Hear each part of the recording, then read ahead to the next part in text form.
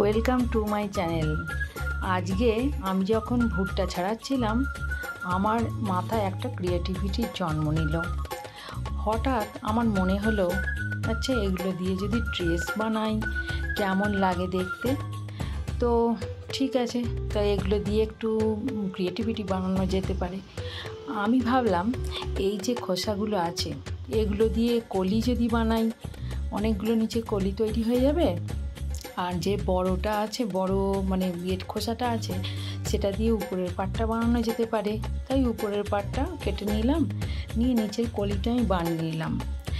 আমি যখন সেলাই শিখি আমাকে অনেক কিছু নিয়ম মেনে, কখনো বলেছে ডিভাইড 4, বডির মানে মাপ যখন নিতে গেছি অনেক রকম বোঝানো হয়েছে, +1 মাইনাস কোথাও হাফ।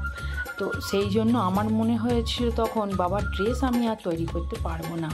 কিন্তু পরে আমি নিজে যখন দেখলাম যে ড্রেস বানানো খুব একটা টাফ জিনিস নয়, বেসিক জিনিসটা জানলেই ড্রেস বানানো যায়। তাই আমি যে কোনো জিনিস নিয়ে ড্রেস বানানোর চেষ্টা করতাম, ড্রেস কিভাবে বানানো যায়। তোমাদেরও অনেকেই আমি জানি ড্রেস হাফ শিখে কেউ ছেড়ে দিয়েছো ড্রেস বানানো, কেউ ভেবেছো বাপরে এত কিছু, কি কোনো টেনশান নেই। অনেকে শিখেওছো, শিখে কিন্তু কাটতে গিয়ে ড্রেস ভয় পাও। সেই জন্য তোমাদেরকে আমি দেখাচ্ছি একটা ড্রেস কত সহজে বানানো যেতে পারে।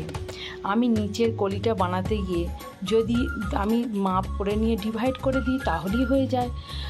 ফুল স্লিভ থেকে হাফ স্লিভও করা যায়, ইজি ব্যাপার, কোনো ভয় নেই।